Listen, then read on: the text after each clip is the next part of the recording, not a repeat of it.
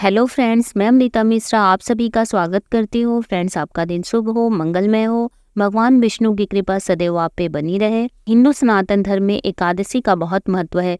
हिंदू पंचांग के अनुसार प्रत्येक माह की 11वीं तिथि को एकादशी कहा जाता है।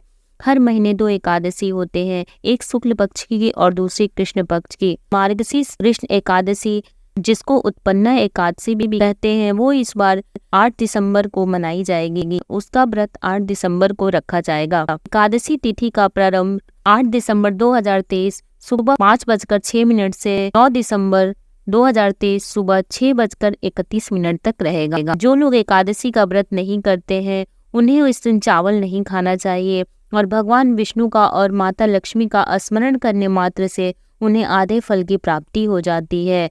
उत्पन्ना एकादशी व्रत करने वाले 10वीं तिथि को भोजन में प्याज, लहसुन, मसूर की दाल, बैंगन आदि नहीं खाएं। महिलाओं को 10वीं तिथि में ही अपने बाल धो लेने चाहिए। एकादशी के दिन सुबह उठकर स्नान करके भगवान विष्णु और माता लक्ष्मी की पूजा करनी चाहिए। फिर एकादशी व्रत की कथा सुननी या पढ़नी चाहिए। मैं आप सभी को एकादशी का महत्व सुनाती हूँ।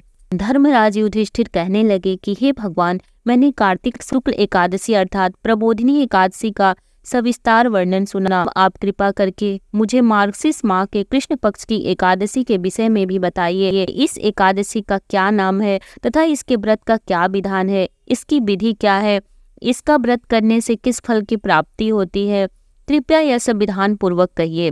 भगवान श्री कृष्ण बोले, मार्गशीर्ष माह के कृष्ण पक्ष में आने वाली इस एकादशी को उत्पन्ना एकादशी कहा जाता है। यह व्रत शंखोद्वार तीर्थ में स्नान करके भगवान के दर्शन करने से जो फल प्राप्त होता है, उसके बराबर पुण्य मिलता है। व्रत करने वाले भक्त को चोर, पाखंडी, परस्त्रीगामी, निंदक, मिथ्याभाषी तथा किसी भी प्रकार के पापी से बात नहीं करनी चाहिए।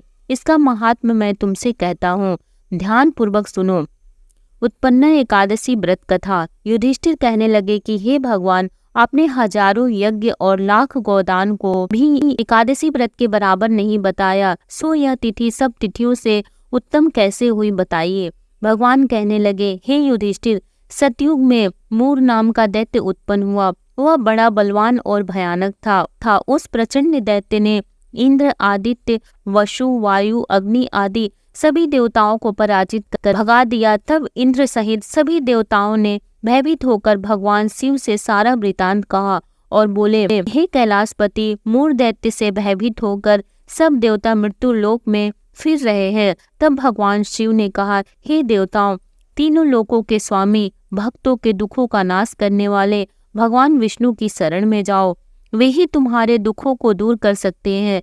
शिव जी के ऐसे वचन सुनकर सभी देवता क्षीर सागर में पहुंचे। वहां भगवान को शयन करते देख हाथ जोड़कर उनकी स्तुति करने लगे कि हे देवताओं द्वारा स्तुति करने योग्य प्रभु, आपको बारंबार नमस्कार है। देवताओं की रक्षा करने वाले मधुसूदन, आपको नमस्कार है। आप हमारी रक्षा करें। दैत्यों से भयभीत होकर हम सब आपकी शरण में आए हैं। आप इस संसार के कर्ता, माता पिता, उत्पत्ति और पालन करता और संहार करने वाले हैं। सबको शांति प्रदान करने वाले हैं। आकाश और पाताल भी आप ही हैं। सबके पितामह ब्रह्म, सूर्य, चंद्र, अग्नि, सामग्री, होम, आहुति, मंत्र, तंत्र, जप, यजमान, यज्ञ, कर्म, कर्ता, भोक्ता भी आप ही हैं। आप सर्वव्यापक हैं। आपके सिवा तीनों लोकों में चर तथा अचर कुछ भी नहीं है। हे भगवान, दैत्यों ने हमको जीतकर स्वर्ग से भ्रष्ट कर दिया है और हम सब देवता इधर उधर भागे भागे फिर रहे हैं। आप उन दैत्यों से हम सबकी रक्षा करें। इंद्र के ऐसे वचन सुनकर भगवान विष्णु कहने लगे कि हे इंद्र, ऐसा मायावी दैत्य कौन है जिसने सब देवताओं को जीत लिया है? उसका नाम क्या है? उसमें कितना बल है और किसके आश्रम में है तथा उसका स्थान कहाँ है? यह सब मुझसे कहो। भगवान के ऐसे वचन सुनकर इंद्र बोले, भगवान, प्राचीन समय में एक नाड़ी जंघ नामक राक्षस था। उसकी महापराक्रमी और लोक विख्यात मूर नाम का एक पुत्र हुआ। उसकी चंद्रावती नाम की नगरी है। उसी ने सब देवताओं को स्वर्ग से निकालकर वहां अपना अधिकार जमा लिया है। उसने इंद्र, अग्नि, वरुण, यम, वायु, इंद्र, चंद्रमा, नैऋत्य आदि सबके स्थान पर अधिकार कर लिया है। सूर्य बनकर स्वयं ही प्रकाश करता है, स्वयं ही मेघ बन बैठा है और सबसे अजेय है। हे असुर निकंदन, उस दुष्ट को मारकर देवताओं को अजय बनाइए। यह वचन सुनकर भगवान ने कहा, देवताओं, मैं शीघ्र ही उसका संहार करूंगा, तुम चंद्रावती नगरी जाओ। इस प्रकार कहकर भगवान सहित सभी देवताओं ने चंद्रावती नगरी की ओर प्रस्थान किया।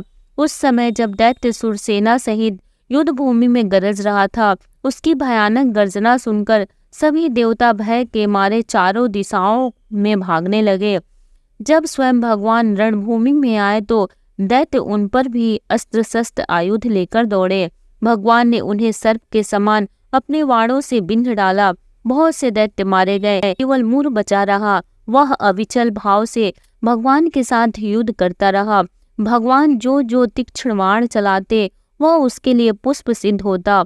उसका शरीर छिन्न भिन्न हो गया, किंतु वह लगातार युद्ध करता रहा। दोनों के बीच मल्ल युद्ध भी हुआ। 10,000 वर्ष तक उनका युद्ध चलता रहा, किंतु मूर नहीं हारा। थक कर भगवान बद्री का आश्रम चले गए। वहां हेमवती नामक सुंदर गुफा थी। उसमें विश्राम करने के लिए भगवान उसके अंदर प्रवेश कर गए। यह गुफा 12 योजन लंबी थी और उसका एक ही द्वार था। विष्णु भगवान वहां योग निद्रा की गोद में सो गए। मूर भी पीछे पीछे आ गया और भगवान को सोया देखकर मारने को उद्यत हुआ। तभी भगवान के शरीर से उज्जवल कांतिमय रूप वाली देवी प्रकट हुई।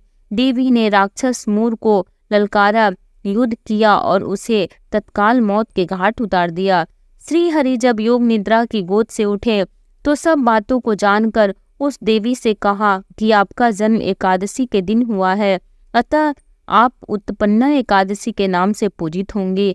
आपके भक्त वही होंगे जो मेरे भक्त हैं। जय श्री हरि। एकादशी की व्रत कथा समाप्त होती है। एकादशी के व्रत का पारण का समय है 9 दिसंबर 2023 को दोपहर 1:16 से 3:20 तक। और जो लोग वैष्णव हैं उनके लिए व्रत तोड़ने का समय है 10 दिसंबर 2023 को सुबह 7:10 से 7:13। फ्रेंड्स, यदि ये कथा आपको अच्छी लगे तो लाइक करें, शेयर करें, चैनल को सब्सक्राइब कर लें, बेल नोटिफिकेशन को प्रेस कर लें, ताकि जब भी मैं कोई नई वीडियो अपलोड करूं उसकी नोटिफिकेशन सबसे पहले आपको मिले।